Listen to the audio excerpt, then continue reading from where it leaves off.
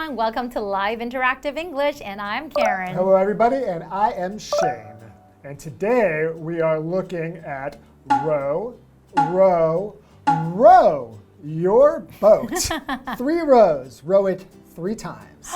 Wow, so we are talking about rowing your boat today. So, do you know anything about rowing boats? Have you ever rowed a boat? I have rowed a boat, and while I row my boat, I like to sing a song.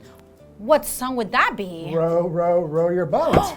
I know that song. Well, let's hit it. All right. Row, row, row your boat gently down the stream. Row your boat gently down the stream. Merrily, Merrily, merrily, merrily, life is but a dream.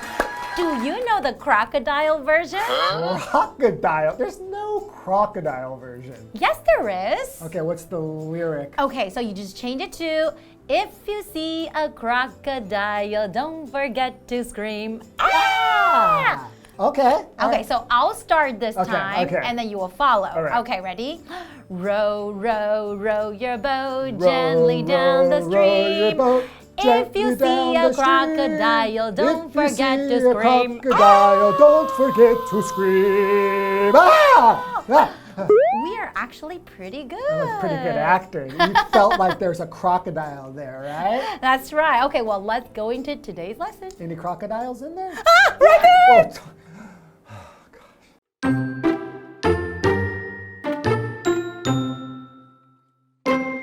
Every year, the Dragon Boat Festival brings crowds to rivers and lakes to cheer on teams in brightly painted boats as they furiously strive for the finish line. This is a familiar sight on the 5th day of the 5th lunar month in areas with a significant Chinese cultural influence. With its origin in China, the tradition dates back over 2,000 years, but it is by no means unique to Asia. Rowing events have been taking place around the world for centuries.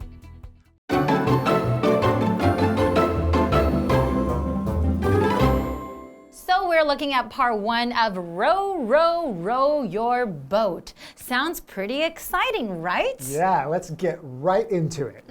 Every year, the Dragon Boat Festival brings crowds to rivers and lakes to cheer on teams in brightly painted boats as they furiously strive for the finish line. Oh, because Dragon Boat Festival, right? Yeah. We're in the month of June. Have you ever participated in a Dragon Boat Festival before?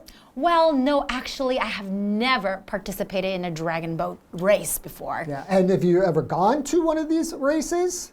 Well, no, I've only watched these races on TV. How about you? I've never done it, and I've never been to one, and I've probably seen them on TV, but I wasn't actively watching it because I'm like, oh, cool, dragon boat race, let me watch this. I was more like, what's that? Dragon boat race. Oh, really? Oh, cool. And then I just changed the channel. But I have to say that it does look pretty fun, though. Yeah, no, actually, I should watch it because there's a lot of culture and things I could learn about Chinese stuff. That's right. All right, we have a vocabulary word here, furiously.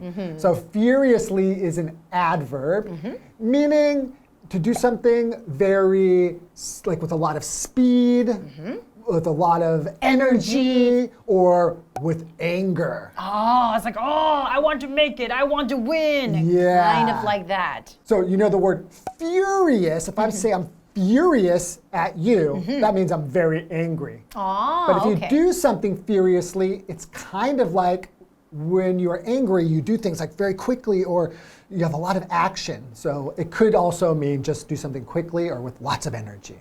For example, the team worked furiously to complete the project on time. Oh, that means they probably put in a lot of effort and they want to get it done, And they right? have to do it quickly, right? Ah, okay. And the next vocabulary word we have is strive, and that is a verb. To strive means to make great efforts to achieve something or to obtain something. So for example, my grades have been down recently but I'm striving to do better. That means I'm trying my best. I'm putting in a lot of effort to do better because I don't want my grades to be very, very low. Well, before a test, you just need to furiously study. That's right.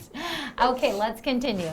This is a familiar sight on the 5th day of the 5th lunar month in areas with a significant Chinese cultural influence. Ah, okay. I didn't understand how significant that was. And that is why the Dragon Boat Festival will land on a different date every single year. Ah, got it. Okay, so significant is an adjective. It means sufficiently great or important to be worthy of attention. So this thing is important, and so it gets attention. That means it's significant. For example, a significant number of people have mentioned how much they love Jen's sweater. Oh, okay. So if it's a significant number, it's enough to where people are going to notice, wow, that's a lot of people telling Jen how lovely her sweater is. That means it's a really, really nice sweater. Yeah. Okay, with its origin in China, the tradition dates back over 2,000 years. Wow. That's a long time. Yeah. But it is by no means unique to Asia. Rowing events have been taking place around the world for centuries. So it's not just in Asia, because when we think about rowing boats, at least when I think about rowing boats, I think about Dragon Boat Festival, and I think about it, it's probably in Asia. But it's not only in Asia. Yeah, no, I actually don't even think about Asia when I think about somebody rowing a boat. The image in my mind is that it's somebody in a normal boat just rowing on a river or something. So it's certainly not just in Asia. Yeah, I guess. And then we will definitely learn more about rowing boats right after the break. Okay.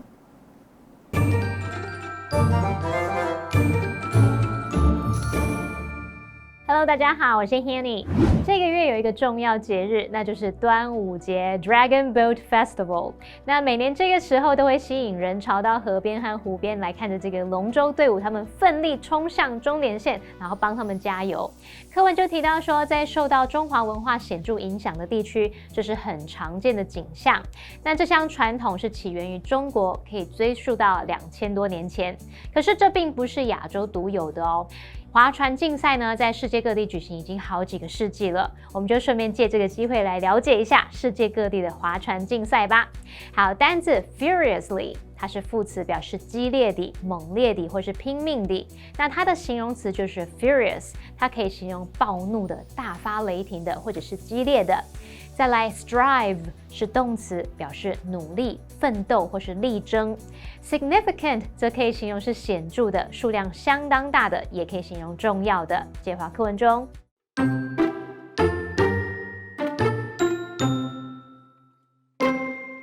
A nod to the past.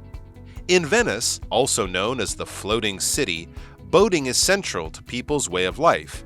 It's no surprise then that races have been held on its canals since at least the 1200s. The largest such event is called the Regatta Storica, which sees racers in traditional gondolas dress up in 16th century clothing to celebrate Venice's long maritime history. The birth of a sport. Some credit the boat race in London, England, as the origin of rowing as a professional sport. It first took place in 1829 between Cambridge University's and Oxford University's boat clubs and has been held nearly every year since 1856. Originally a competition for men only, the event added a women's race in 1927.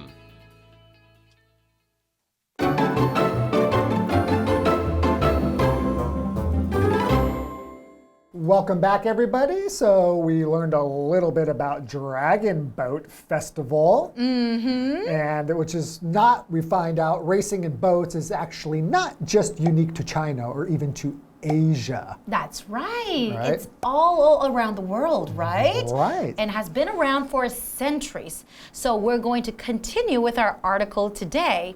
And it says a nod to the past. So when you say a nod to something, basically you're referring to someone wants to recognize the influence or the importance of something. Right. So, okay, let's go into today's article. Okay. In Venice, also known as the floating city, boating is central to people's way of life. Have you been to Venice? No, I haven't, but I've always wanted to visit Venice. Yeah, boating is very central because I think when you imagine Venice, what do you imagine? Canals. The canals there. And on those canals, what do you picture? Beautiful houses, buildings. How about on the water?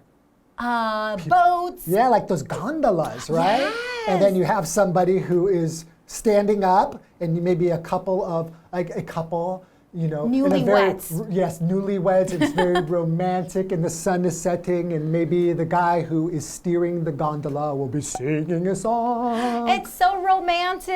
Right? Have you ever visited Venice? I have.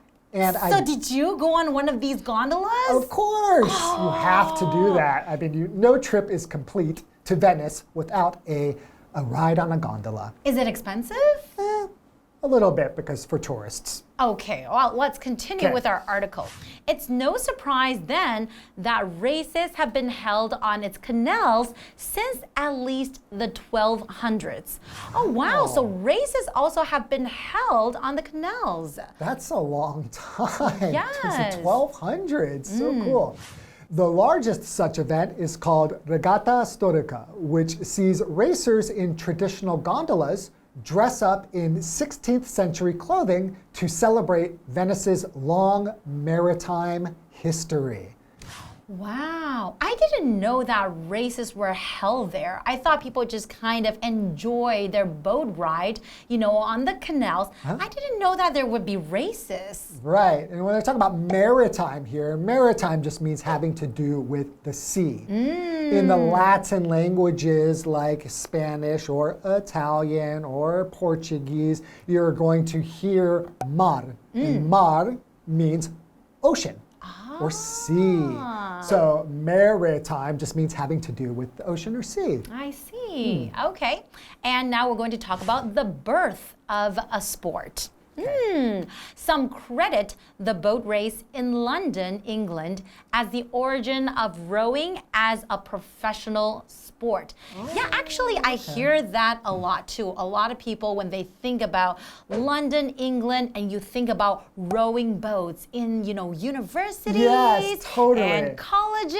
I think when you watch movies that are set maybe, you know, 100 or 150 years ago, and you will see like all the universities there, so they're always having some kind of a boat race. Exactly, but not in Canada. I don't remember seeing, you know, rowing boats, you know, clubs in universities in Canada. And not in America either, right? So this is the first time, though, that it was professional. So people were having competitions before. Okay. Okay, so the word professional here is an adjective, which means that something is being done as a job for money, not as a hobby. That's right. So if it's a professional sport, that means you are getting paid. That's your job, right? So for example, the top professional basketball players can make over $40 million in a year. Yes, I think professional athletes in general, they make quite a lot of money, right? Especially when you're really, really famous. Yeah, ridiculous amounts of money, but I don't know that professional rowers are making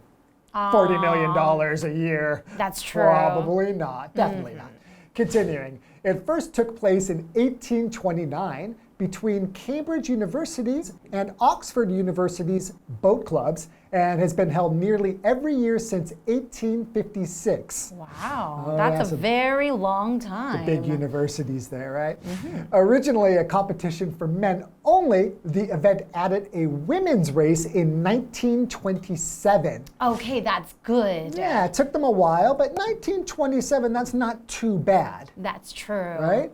Okay, so there's a competition. What's a competition? Well, competition is a noun. Basically, it's the act or process of trying to get or win something. Okay, so for example, you can win a prize or higher level of success. Okay, so for example, the winner of the dance competition gets a cash prize. That means whoever wins this dance competition will get quite a lot of money. Have you ever been in a competition and won money? No, I don't really like to compete, remember?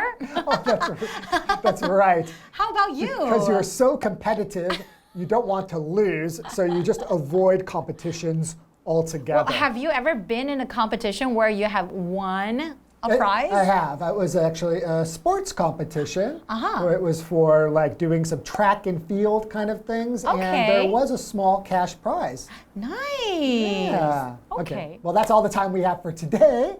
And hopefully you enjoyed this lesson. And we will see you next time.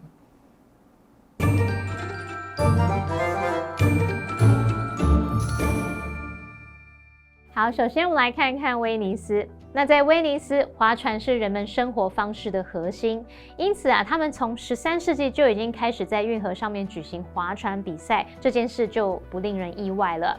那这类活动当中最大的就是威尼斯赛船节。参赛者呢会穿着16世纪的服饰，坐在传统贡多拉上面来庆祝威尼斯悠久的航海史。好，文中它用到 maritime 就表示航海的、海运的。那么 canal 它是指水道或是运河 ，gondola 则是指这个意大利威尼斯运河当中他们用的那种凤尾船啊，贡多拉。好，那在讲到贡多拉船的时候，老师们想象新婚夫妻坐在船上，然后船夫一边唱着歌，一边撑着船那种浪漫画面。那老师们用到 newlywed。N-E-W-L-Y-W-E-D， 那这个名词可以指新婚的人，只是我们常常是用它的复数形 newlyweds 来表达新婚夫妻。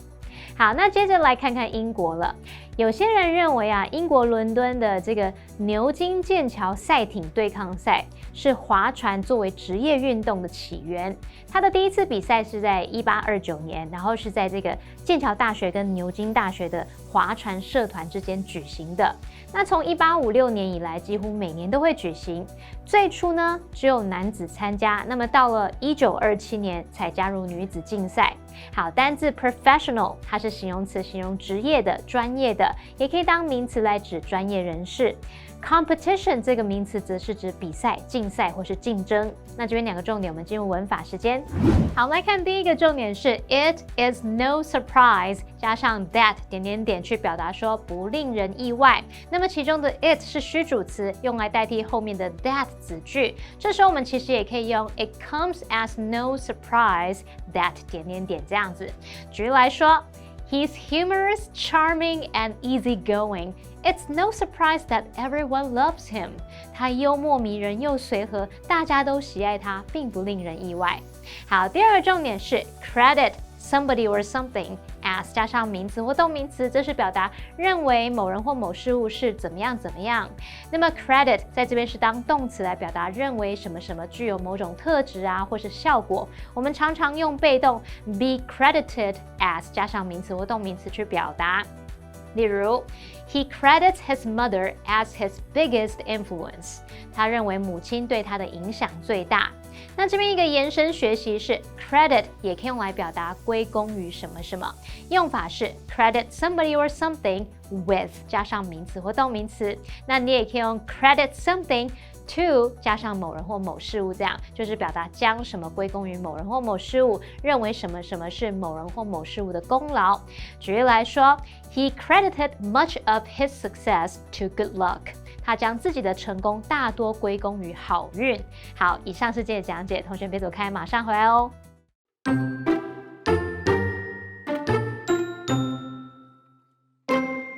Every year, the Dragon Boat Festival brings crowds to rivers and lakes to cheer on teams in brightly painted boats as they furiously strive for the finish line.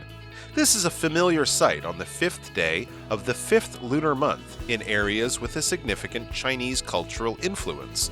With its origin in China, the tradition dates back over 2,000 years, but it is by no means unique to Asia. Rowing events have been taking place around the world for centuries. A nod to the past. In Venice, also known as the Floating City, boating is central to people's way of life. It's no surprise then that races have been held on its canals since at least the 1200s.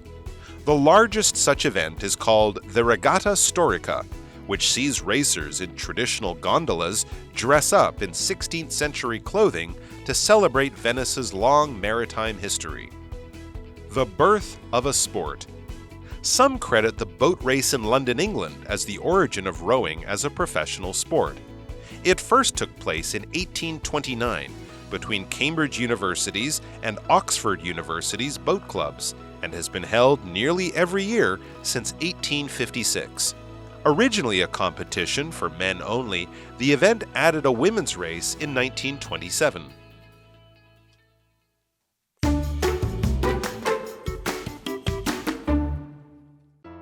Dressed in a chef's uniform, Charlie Brown welcomes customers.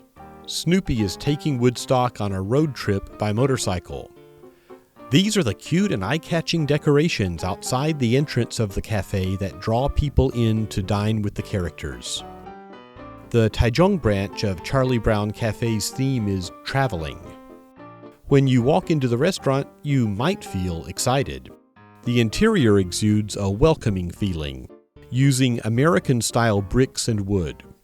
If you look up, you can see Snoopy flying a jet. Another Snoopy serves as a guide leading passengers to board a double-decker bus in London.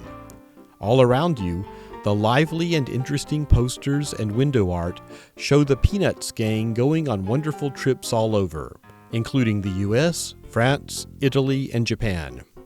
You will feel like you're traveling around the world with them. And the Peanuts character's favorite food is actually made a reality at this restaurant. For instance, the idea for the American peanut butter sandwich with German sausage originated from a time when Charlie Brown was eating lunch and thinking about his love for the little red-haired girl and sighed, "Nothing takes the taste out of peanut butter quite like unrequited love."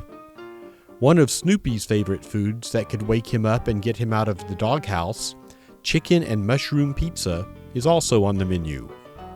The elaborately designed meals and drinks, adorable food presentation, as well as the rich and diverse flavors make a trip to Charlie Brown Cafe an enjoyable experience for all.